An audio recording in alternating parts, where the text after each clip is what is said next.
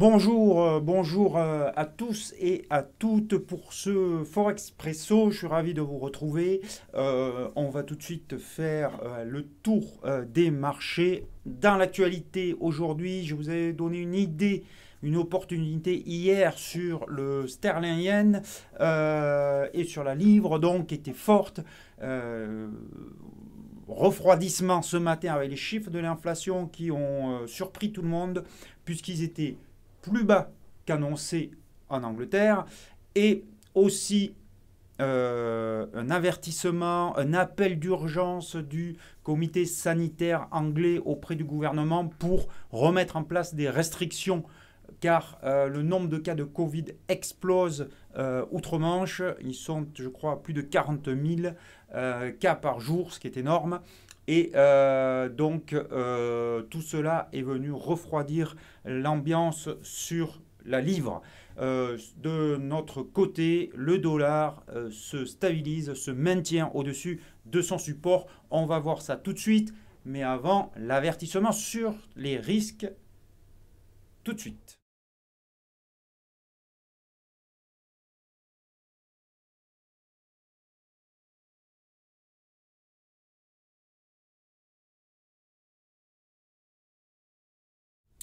Voilà. Donc, à l'écran, vous avez l'indice dollar. On débute toujours par ça, ou quasiment toujours. Vous voyez que hier, finalement, quand je vous disais d'attendre toujours la clôture, que c'était la clôture qui était importante, on a un exemple type. Vous avez à l'écran ce support à 93,73 qui correspond aussi à une ligne d'Ishimoku. Alors je fais jamais avec Ishimoku, mais exceptionnellement je l'ai donné. C'est pour vous faire voir que vous pouvez avoir le même résultat avec un graphique Ishimoku et avec de l'analyse classique, juste en traçant une droite de tendance, puisque la Tenkan correspond à la droite de support à 93,73. Voilà, c'était voilà, une petite parenthèse. Donc, ici, donc du coup, je vais garder Ishimoku pour toutes les analyses, mais ne vous en faites pas, il y a aussi le traditionnel, la façon dont je vous fais le Forex Expresso d'habitude. Donc, vous voyez que le dollar, cette longue mèche basse, c'est surtout ça qui est important sur cette bougie qui montre que les acheteurs sont bien présents pour défendre ce support et que ce support tient. Donc forcément, on est toujours dans une phase de consolidation horizontale et on pourrait avoir un rebond du dollar sur ces niveaux. Si on regarde contre l'euro, puisque c'est la devise la plus traitée au monde, on a exactement la même chose. Je vous avais indiqué ce mouvement à 1,16, cette résistance, pardon, à 1,1664. Elle est toujours là, elle est toujours valable, elle est toujours valide et elle a empêché hier les cours d'aller plus haut. Donc la tendance baissière, on le voit bien avec Ishimoku sous le nuage, mais de toute façon vous avez la moyenne mobile à 34 périodes aussi. D'ailleurs je vais enlever Ishimoku parce que finalement ça ne nous amène pas grand chose. Ici, voilà, hop, voilà. Donc, vous voyez que donc, cette moyenne mobile à 34 périodes a bloqué l'évolution des cours ainsi que cette résistance, mais nous sommes toujours sous la moyenne mobile à 200 périodes dans une tendance baissière. Alors, est-ce qu'on a une opportunité sur l'eurodoll aujourd'hui? J'avais mis cette flèche parce que j'avais dit que si on cassait le support au droit de polarité sur 1,1630, on pouvait aller plus bas. Alors, ce qui m'embête, c'est qu'on est revenu un petit peu au-dessus et qu'on semble repartir à la baisse. Donc, à nouveau, maintenant, la droite de polarité, elle serait plutôt ici, vous voyez. Voilà. puisque là, effectivement, ça a servi, mais je crois que je l'ai mis là d'ailleurs hier. 1,1622 à surveiller. Donc, si on clôture en dessous de 1,1622, on pourra revenir sur la moyenne mobile à 200 périodes à 1,1590. Donc, surveillez. Si on a un petit sommet ici, avec une clôture sous 1,1622, on aurait un risque-reward tout juste de quasiment 1 pour 1. Donc, c'est à voir, mais ça peut s'entreprendre. En tout cas, vous savez un petit peu ma philosophie. J'aime pas trop traiter dans le sens inverse de la moyenne mobile. C'est-à-dire que quand les cours, comme là, sont au-dessus de la moyenne mobile à 200 périodes, je préfère privilégier les achats. Mais dans un style contrarien, se traite, cette opportunité pourrait tenir la route à surveiller le risque-reward. Donc, on va aller voir donc l'euro AUD, puisque je suis, tant que je suis sur l'euro, pour voir la tête-épaule. La tête-épaule dont je vous parle maintenant depuis des jours et des jours et des jours.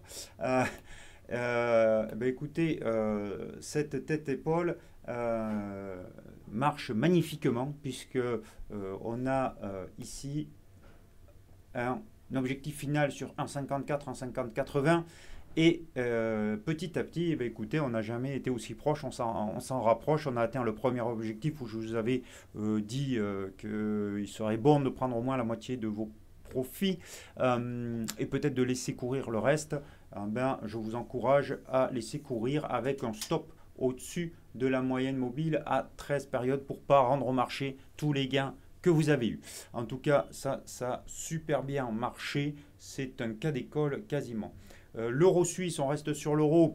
Le rebond dont je vous ai parlé sur ce fameuse zone support entre 1,0660 et 1,07 qui a parfaitement fonctionné avec cette longue mèche basse qui montrait la présence des acheteurs. Mèche basse donc et rebond. Mais attention, on a aujourd'hui une longue mèche pour le coup haute au contact de la moyenne mobile à 34 périodes et nous sommes toujours dans une tendance baissière puisque nous sommes sous ces moyennes mobiles et sous la moyenne mobile à 200 périodes et sous l'oblique baissière ici.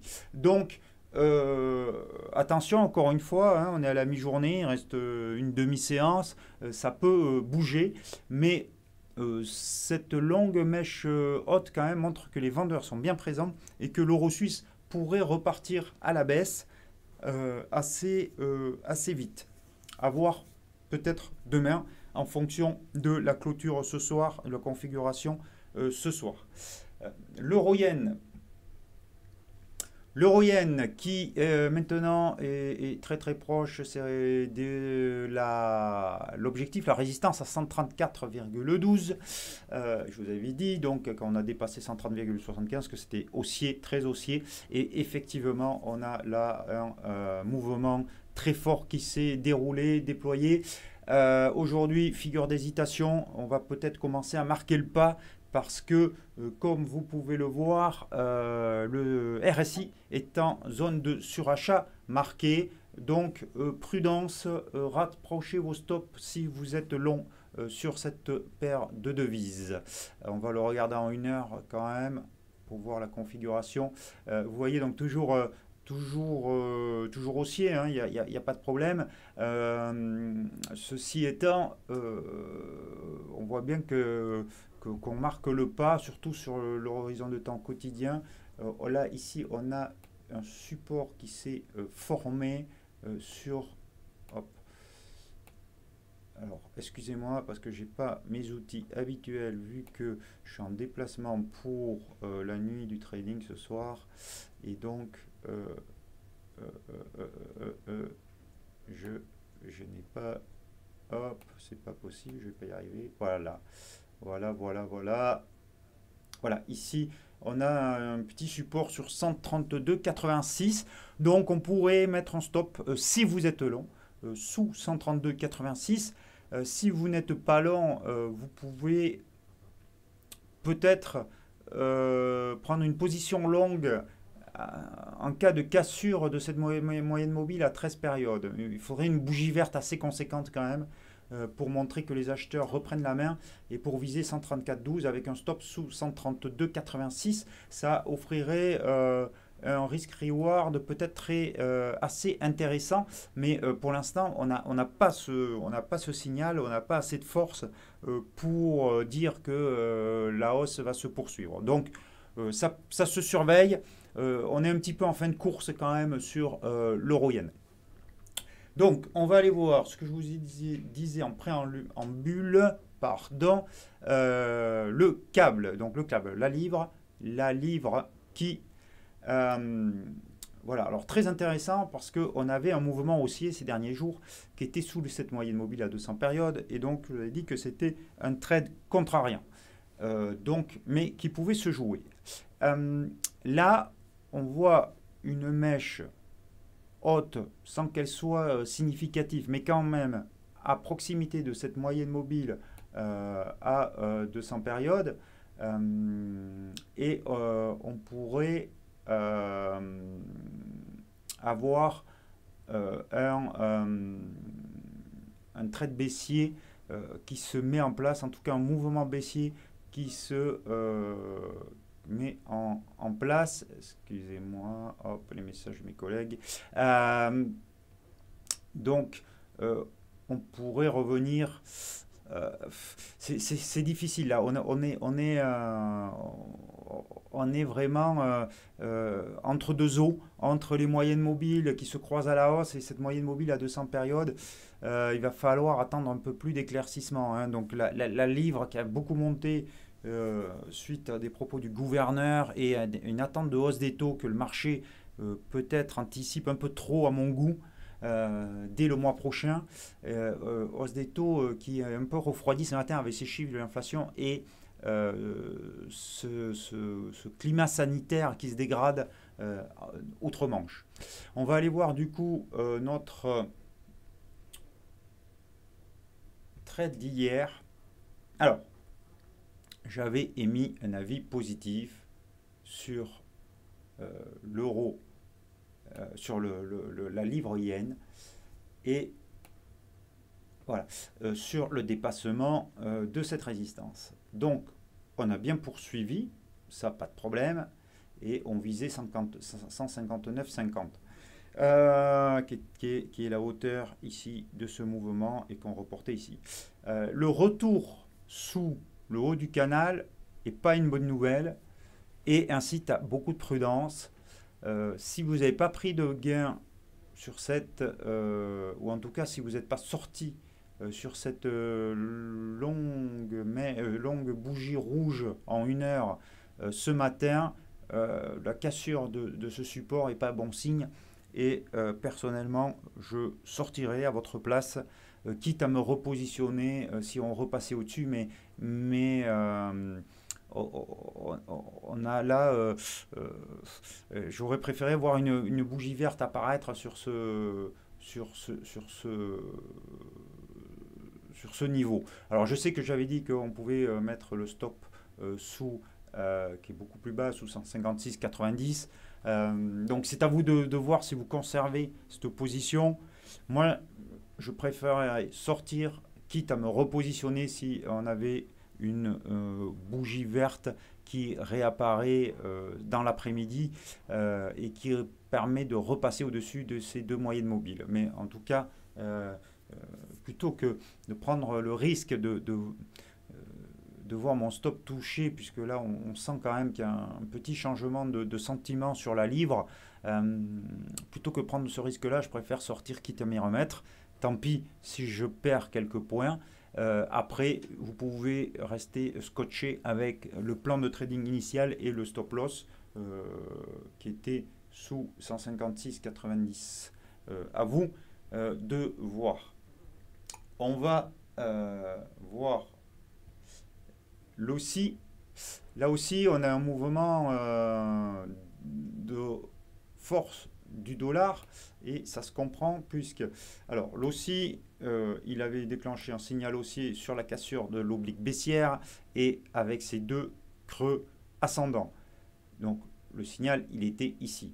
Maintenant, l'objectif correspond à la moyenne mobile à 200 périodes, et je vous avais dit, je l'ai enlevé, mais il y avait une résistance ici qui a toujours à 74, 78, que c'était le premier objectif, et que la zone 74, 78, 75, à mon avis, sous cette moyenne mobile à 200 périodes, allait être difficile à dépasser, surtout que le RSI maintenant est en zone de surachat. Donc, on voit bien ici ce doji qui n'est pas formé encore puisqu'on est en cours, mais qui pourrait indiquer une respiration, une consolidation de l'OSI avant peut-être de repartir plus haut.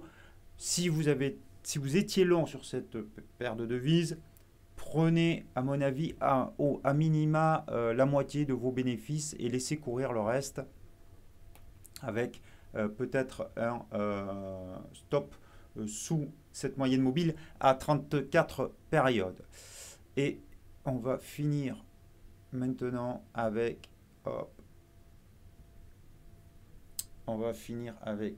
le dollar suisse.